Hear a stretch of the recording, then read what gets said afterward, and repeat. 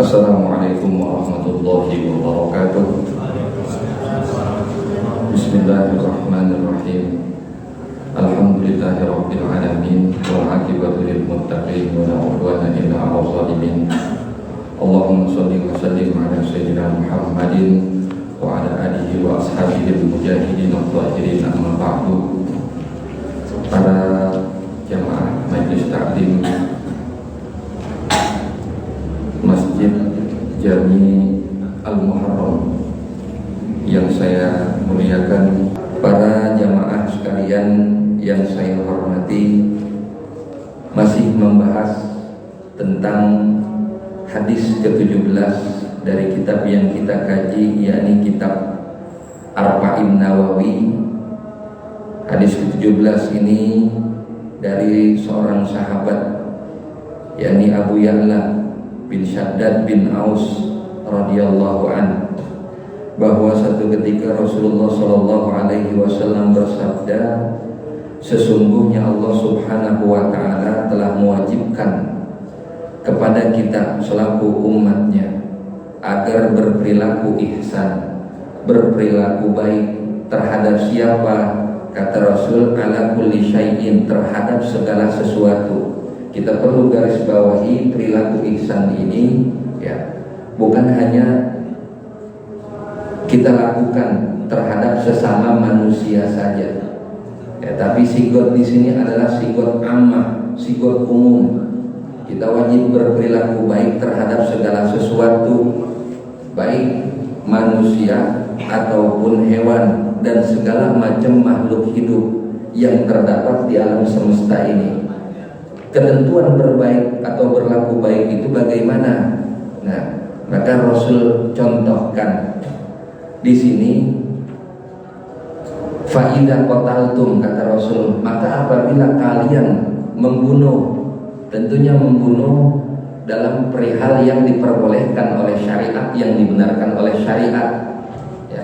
Fa idza qataltum fa ahsinul qitlata, maka berbuat baiklah dalam membunuh. Artinya dalam bahasan pertemuan terakhir telah kita bahas bagaimana cara membunuh yang baik, tidak menyiksa musuh, sekalipun itu musuh kita yang memusuhi agama kita. Maka syariat melarang kita untuk menyiksa orang-orang yang memusuhi, memerangi agama kita. Maka ketika kita adab dalam berperang adalah memperbagus, mempercepat pembunuhan. Maka syariat bilang kalau mau membunuh itu paling cepat seseorang itu untuk dibunuh, tentunya dalam kategori pembunuhan yang dibenarkan adalah dengan cara memenggal kepalanya. Sebab apa? Mengurangi rasa sakit yang diderita oleh si korban. Sebegitunya Islam mikirin masalah hak asasi manusia, bukan sekarang. Hak asasi dari dulu Rasul udah pikirin tuh. Hak asasi bukan cuma saat ini, tapi dari dulu, bahkan terhadap musuh sekalipun Rasul pikirin, Islam pikirin bagaimana caranya supaya musuh dia mati, dia tewas, tapi tidak menderita dengan penderitaan yang sangat. Itu dalam kategori peperangan. Artinya membunuh manusia yang dibenarkan oleh syariat. Udah kita bahas masalah itu dalam minggu lalu. Dan senjata-senjata apa saja yang diperbolehkan oleh Islam dalam membunuh musuhnya udah kita bahas di minggu lalu. Nah, pada malam hari ini lanjutan daripada hadis ke-17 ini, wa idza dzabhtum, maka apabila kalian menyembelih, fa ahsinuz zibhata, maka berbuat baiklah ketika kalian menyembelih. Dalam hal persembelihan ini kan kaitannya dengan hewan.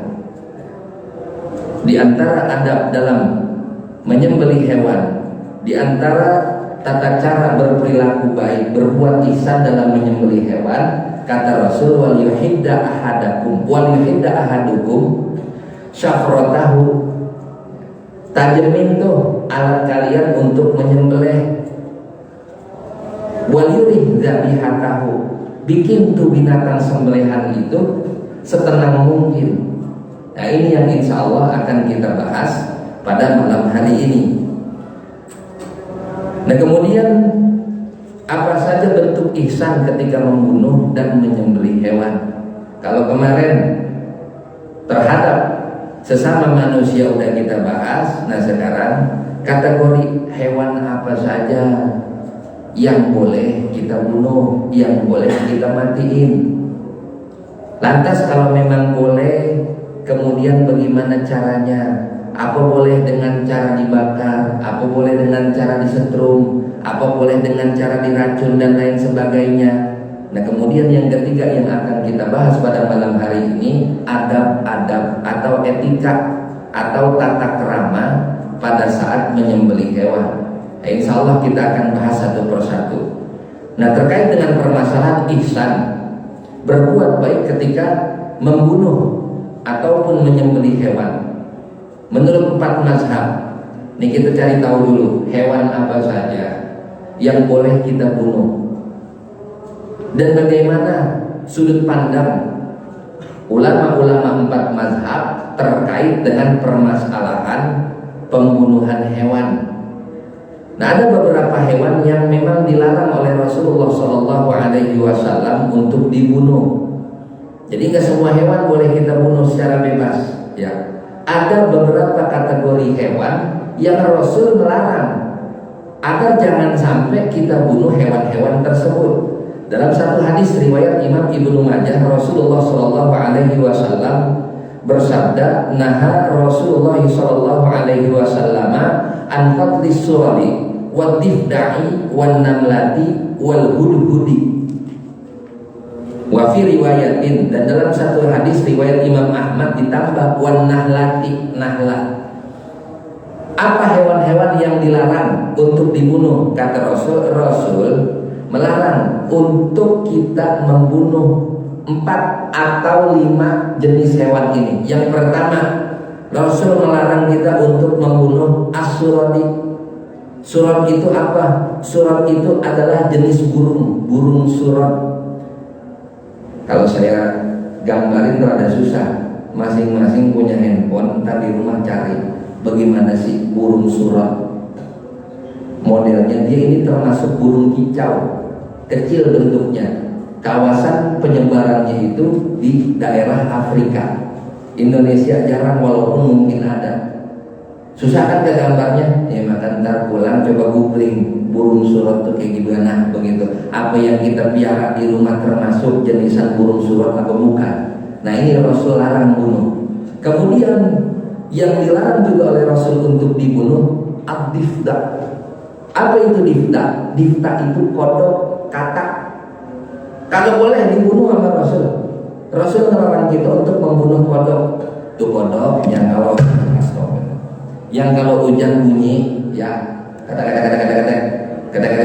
Nah, itu tuh Rasul larang tuh untuk kita membunuh kodok.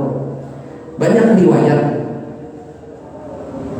yang terkait dengan penjelasan kenapa Rasul melarang. Pertama dulu, ada satu riwayat dalam hadis, ada seorang tabib yang ingin mengobati pasiennya dengan satu obat yang ia anggap mujarab.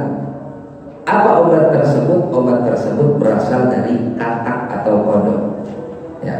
Ketika itu tabib mau mengobati si pasien dengan katak, dengan cara membunuh katak tersebut, maka Rasul melarangnya.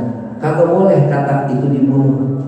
Alasannya apa? Ada di hadis kedua. Kata Rasul, la taqtulu dofati'ah fa inna naqiqaha tasbihun.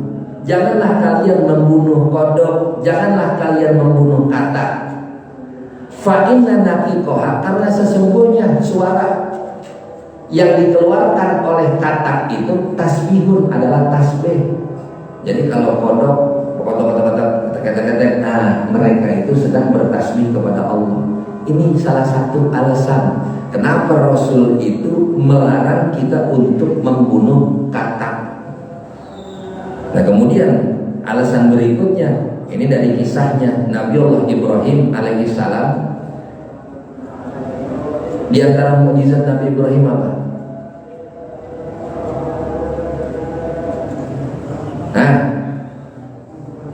nggak mempan dibakar. Siapa yang bakar Nabi Ibrahim? Siapa nama rajanya? Raja Namrud memerintahkan pasukannya untuk membakar Nabi Allah Ibrahim. Nabi Allah Ibrahim dibakar di api yang besar. Nah, di antara hewan-hewan yang ingin menyelamatkan Nabi Allah Ibrahim adalah katak. Mereka menyimpan air di dalam apa nih namanya nih? Tembolok ya. Ya, di dalam temboloknya mereka itu menyiram air-air yang mereka simpan dalam temboloknya agar api yang dinyalakan oleh yang dinyalakan oleh Raja Namrud ya dapat padam. Maka Rasul melarang kita untuk membunuh kodok. Nah, kemudian binatang apa lagi? Wanamlah, semut. Nggak boleh kita bunuh semut. Sering kan gitu kita bunuh semut. Ya, tapi nanti diperinci hukumnya Pak. Jangan berkecil hati mulu ya. Ya, mana semut gua tepokin mulu lagi. Ya, tenang aja dulu Pak. Nanti ada perincian hukumnya menurut mazhab. Kemudian wal hudhud, burung hudhud. Nah, ini kisah burung hudhud ada di dalam kisah Nabi Sulaiman sama Ratu Bilqis. Nah, itu dilarang untuk dibunuh. Nah, kemudian dalam hadis riwayat Imam Ahmad tambah satu hewan lagi yang jangan kita bunuh. Mana hewan tersebut? Wan nahlati. Nahlah apa? Nahlah itu lebah. Nah, 5 hewan ini amar Rasul dilarang untuk dibunuh. Jangan sampai dibunuh. Namun demikian, ya, hukum membunuh hewan ditafsir menurut 4 mazhab. Ya, yang pertama mazhab Maliki. Bagaimana hukum membunuh hewan? Menurut mazhab Maliki, boleh membunuh hewan, boleh membunuh semut ataupun serangga dengan 2 ketentuan. Nih ketentuannya nih, kata mazhab, kata Imam Malik, kalau memang semut ataupun serangga ataupun hewan-hewan yang lain, bila mana hewan-hewan tersebut menyakiti kita dan kita tidak mampu untuk menghindarinya, ketentuan boleh bunuh semut, boleh bunuh serangga, andai kata mereka itu menyakiti kita dan kita tidak mampu untuk menghindarinya. Namun kalau kita mampu menghindarinya, dahulukan kita menghindari mereka ketimbang membunuh mereka. Ini menurut pendapat mazhab Maliki ya. Kalau masih mampu dihindari kemudian kita bunuh, makruh hukumnya. Kemudian kalau dia tidak menyakiti dan juga kita dapat menghindarinya, sengaja-ngaja kita bunuh, maka hukumnya haram menurut mazhab Maliki. Semut lewat nyakitin kita kagak, ganggu kita kagak, gemes banget kita injak, menurut mazhab Maliki haram. Kenapa? Wong semut nggak ngapa-ngapain kita kok, nyakitin kagak, lah kita hindarin juga bisa. Kenapa harus kita matiin? Dikias nih, bukan cuma semut, binatang yang lain pun begitu, jenisan-jenisan serangga. Kalau emang nggak menyakiti, kalau emang nggak, atau kalau emang mampu kita hindari, maka membunuhnya haram menurut mazhab Maliki. Yang kedua, menurut mazhab Hanafi, boleh kata Imam Hanafi membunuh hewan jenis serangga dan semut dengan catatan untuk mempertahankan diri kita. Pun kita kias tuh orang latihan nembak, ya suka kan tuh kita latihan nembak, mau apa sih? Bukan nembak doang, main selepetan. Kalau dulu latihan nembak pakai senapan mimis, ya ada hewan-hewan yang kita jadikan sebagai sasaran. Kalau tujuannya buat main-main, maka diharamkan, nggak boleh. Nah, meskipun kalau kita membunuh hewan dengan tujuan untuk main-main, meskipun terhadap hewan fawasik. Apa itu hewan fawasik? Dalam satu hadis kata Rasul begini, khamsun fawasiku. Ada 5 hewan yang dikatakan hewan fawasik. Fawasik itu apa? Fawasik dari kata al-fisku. Al-fisku itu keluar untuk tidak menaati Allah, asalnya begitu. Nah, hewan ini dikatakan fawasik, mereka keluar dari sarangnya untuk membuat kerusakan di tempat lain. Nah, hewan-hewan ini dihukumi boleh dibunuh, bahkan binatang disunahkan untuk dibunuh, baik di tanah halal ataupun di tanah haram. Mana saja hewan-hewan tersebut yang termasuk fawasik? Yang pertama adalah al-hayatu, ular. Kalau kita ketemu ular, boleh kita bunuh. Enggak pakai alasan apa-apa, enggak bahaya kok, enggak, boleh kita bunuh. Kata Rasul, khamsun minal fawasik. Boleh 5 hewan ini yang kalau kita ketemu tanpa sebab apapun kita bunuh boleh, sebab dia selalu membawa kerusakan dan membawa penyakit. Yang pertama al-hayat, ular. Yang kedua wal ghurabul abqa, burung gagak pemakan bangkai. Jarang kita nemu gagak di sini, ya. Kalau di Malaysia banyak gagak, Pak. Kemarin saya dari bandara di Malaysia, gagak mulu emang di sana. Nah, gagak pemakan bangkai boleh kita bunuh tanpa sebab, bawa penyakit dia. Kemudian wal faroh. Faroh itu apa? Curut, tikus. Kalau kita lihat boleh kita bunuh. Ya, tapi ingat, membunuhnya juga fa'ahsinul kitlah. Jangan kita seksa. Kita bunuh yang memang dengan kita membunuhnya tidak menyiksa dirinya. Ya, boleh dengan cara apapun kecuali bakar. Kalau bakar nggak boleh. Ya, kita bunuh, kita ketik gitu. Tahu ketik Pak? Apa ketik? Injek. Kalau emang sekali injek mati boleh, nggak ngapa-ngapa, silakan. Yang penting dengan baik, dengan bagus, dengan tidak cara menyiksa. Kemudian wal kalbul akur, anjing galak. Boleh kita bunuh anjing galak, Rasul perintahin kok. Mafsadatnya lebih besar ketimbang manfaatnya. Nah, kemudian wal hadiah. Apa itu hadiah? Kalau saya cari di kamus, hadiah itu raja wali. Nah, burung pemburu jenisannya ini raja wali kalau saya lihat di kamus. Nah, kelima jenis hewan ini dikatakan fawasik, boleh kita bunuh, baik ketika kita di tanah halal itu di luar Mekah Madinah, ataupun di tanah haram sekalipun, boleh kita membunuh hewan-hewan tersebut. Nah, itu menurut mazhab Hanafi. Kemudian menurut mazhab Syafi'i, nah dalam mazhab Syafi'i pembunuhan hewan ini diperinci. Ya, jenis hewan, jenis serangga diperinci oleh mazhab Syafi'i kepada 3 bagian. Yang pertama, dihukumi sunnah membunuh hewan-hewan ini. Hewan yang bagaimana? Hewan yang memang perangainya, yang memang tabiatnya itu menyakiti. Nyamuk tabiatnya menyakiti bukan? Oh, yang nularin virus, ya, DBD, malaria segala macam. Maka boleh nggak kita bunuh? Boleh. Kalau menurut kaul Imam Syafi'i yang ini, kalau hewan tersebut tabiatnya menyakiti, maka sunnah kita membunuhnya. Jadi sunnah bukan membunuh wirid doang, wirid sunnah, sholawat sunnah, enggak Pak, kita bunuh nyamuk. Ya, kalau niatannya kita ngikutin sunnah, dapat sunnahnya Pak, dapat ganjarannya. Tuh itu untungnya orang ngaji. Jadi bapak betepok, nah itu ganti wirid bapak, nepokin nyamuk, hukumnya sunnah, dapat ganjaran. Tuh begitu. Enak Pak kalau orang ngaji banyak tahu begitu. Kemudian yang kedua, ada jenisan hewan yang punya manfaat, tapi selain dia punya manfaat, dia juga membahayakan. Bagaimana hukumnya untuk membunuh hewan yang model begini? Hewan yang punya manfaat dan juga punya mafsadat, ya maka membunuhnya itu boleh. Artinya nggak dapat ganjaran dan nggak juga dapat dosa. Itu. Nah, kemudian jenisan yang ketiga adalah hewan yang kagak ada manfaatnya dan juga nggak ada madorotnya. Nah, untuk membunuh hewan yang model begini, hukumnya makruh. Lebih baik kita tinggalin. Apa sih contohnya?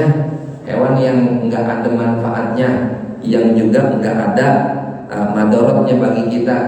Contoh dah, kayak misal capung ada manfaatnya bagi kita nggak?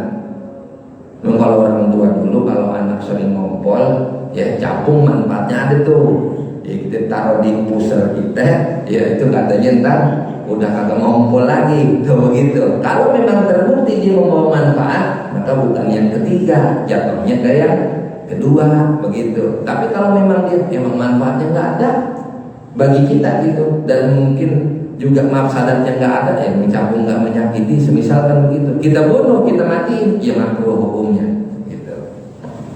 Nah, kemudian yang keempat adalah mazhab Hambali. Imam Ahmad bin Hambal mengatakan pada kalangan mazhab beliau ini menilai bahwasanya membunuh serangga yang memang perangainya itu menyakiti seperti ular, kalajengking, kumbang besar, kutu, dan nyamuk hukumnya sunnah. Tuh, kalau memang perangainya menyakiti maka hukumnya sunnah. Meski saat dibunuh sedang tidak menyakiti. Ada nyamuk, nggak ada yang blok di kita, enggak, ya. Tapi kita lihat, ini ada nyamuk. Cuman tuh nyamuk nggak ada yang blok di kita. Tapi tabiatnya nyamuk ini menyakiti, mampu menularkan virus-virus. Walaupun dia nggak menyakiti kita, menurut mazhab Hambali, menurut Imam Ahmad bin Hambal, maka boleh sunnah bahkan kita bunuh itu nyamuk. Ular pun begitu, ular lewat, dinyakiti kita kagak, ganggu kita kagak, tapi sunnah kita bunuh. Kenapa? Rasul perintahin 5 hewan yang pantas untuk dibunuh. Nah, ini menurut pandangan 4 mazhab dalam membunuh hewan-hewan. Ada yang diperbolehkan, ada yang dihukumi makruh, dan ada juga yang dihukumi haram. Ala kulli hal, ya, secara keseluruhan 4 mazhab ini mengatakan kalau memang perangai tabiat hewan-hewan tersebut mampu menyakiti kita sebagai manusia, maka boleh kita membunuhnya. Ya, tapi mazhab Maliki bilang kalau emang dia nggak ganggu, jangan dibunuh, maka haram hukumnya. Itu mazhab Maliki. Ya, demikian pandangan daripada 4 mazhab terkait dengan membunuh hewan. Nah, cara membunuhnya bagaimana? Di hadis kata Rasul, fa'asinul kitlata, maka berbaiklah, berbuat ihsanlah ketika kita membunuh. Nah, Islam ini melarang manusia untuk membakar makhluk hidup. Sekali lagi, Islam melarang pada umatnya untuk membakar makhluk hidup, termasuk diantaranya hewan. Hewan kan juga makhluk hidup, nggak boleh kita bakar hidup-hidup. Allah pernah menegur seorang nabi dari kalangan Bani Israel karena nabi tersebut pernah membakar semut. Nabi ini bukan manusia biasa, nabi ditegur lantaran membakar semut. Dalam satu hadis riwayat Imam Bukhari dari Abi Salma, kata Nabi, qarasat namlatun nabiyyan minal anbiya'i fa amara bi qaryatin namli fa ahraqat fa auhallahu ilaihi an qarasat ka namlatun ahraqta ummatan minal umami tasabbaha. Kata Nabi cerita nih, satu ketika seekor semut menggigit seorang nabi dari kalangan Bani Israel. Nah, nabi tersebut kemudian memerintahkan para umatnya untuk mendatangi pemukiman semut tersebut. Didatangi itu sarang-sarang semut. Nah, kemudian sarang-sarang semut tersebut dibakar. Lantas Allah menegur nabi tersebut, seekor semut menggigitmu, kata Allah, tapi kamu malah membakar satu umat, tapi kamu malah membakar sekelompok kawanan semut yang kerjanya bertasbih kepadaku. Jadi hewan-hewan itu tanpa kita sadari, ya mereka bertasbih kepada Allah.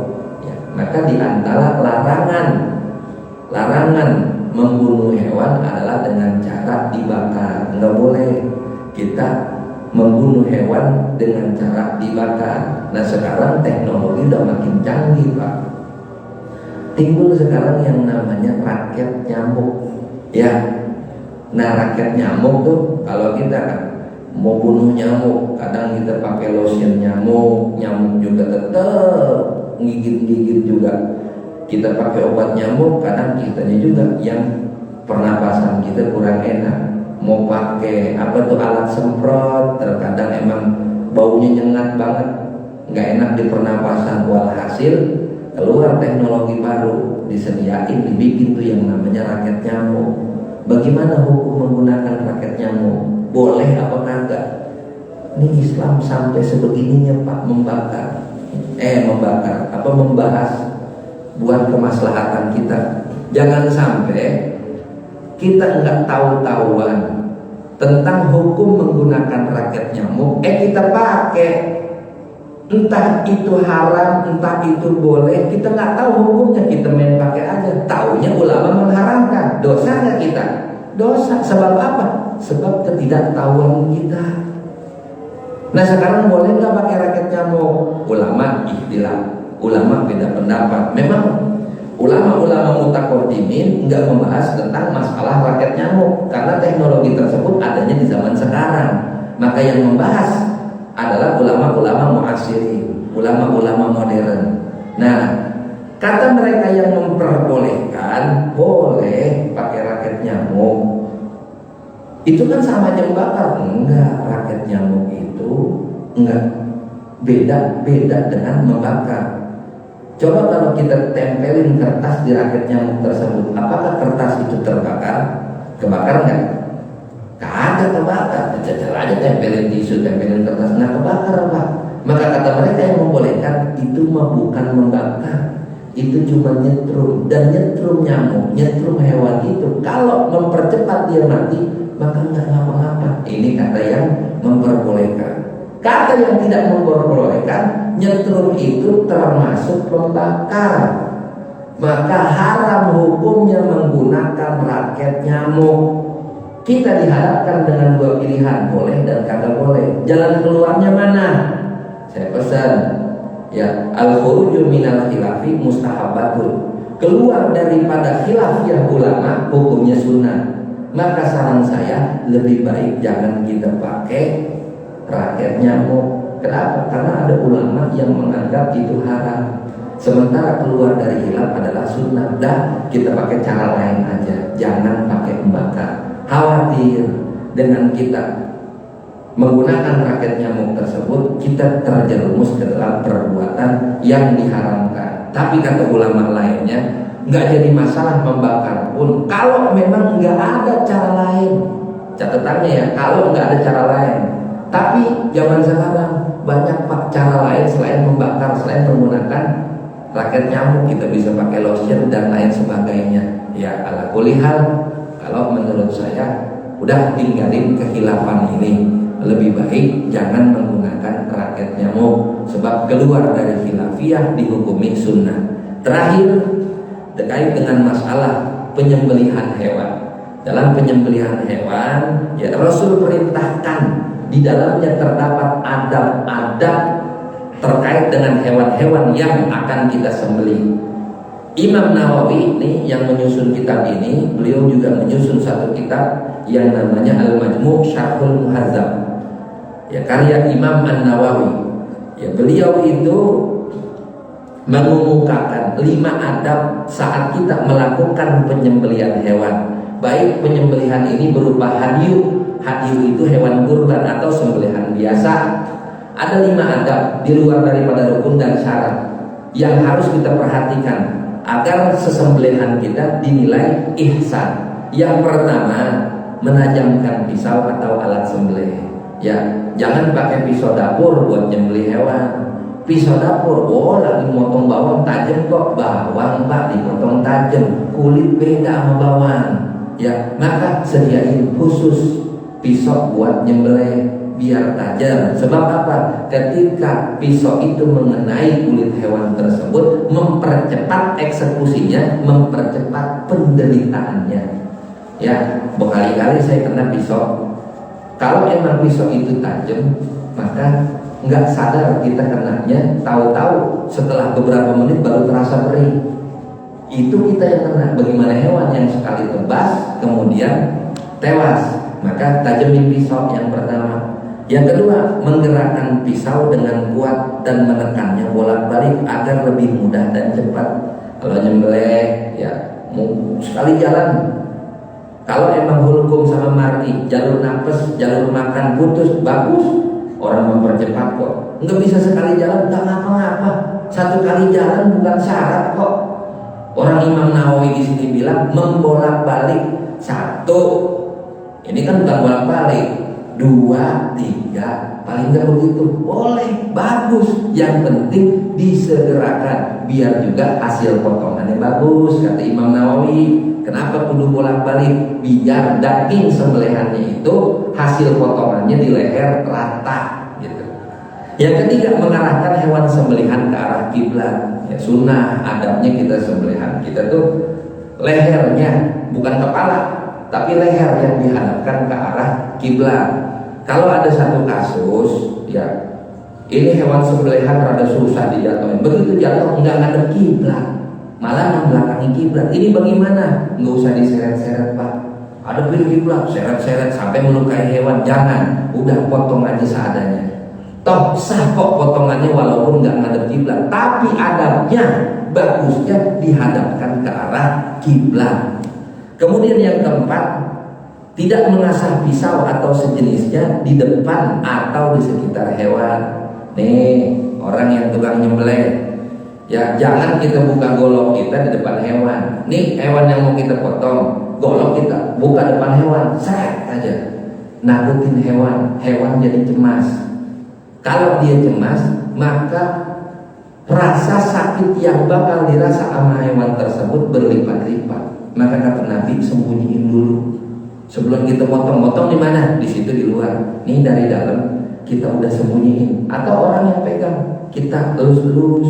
Begitu hewan udah reba, begitu hewan udah siap dipotong, baru pisaunya dikeluarin.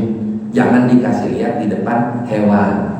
Yang kelima, yang terakhir, memberi makan hewan yang akan disembelih. Emang kenapa diberi makan dulu? Kan kata Nabi, wal yurih dzabihatahu, dan tenangkanlah hewan sembelihanmu. Sebelum disembelih kita bikin enak dulu, kita manjain dulu, kita kasih makan, kita elus-elus. Nah adabnya seperti itu kalau kita mau menyembelih hewan.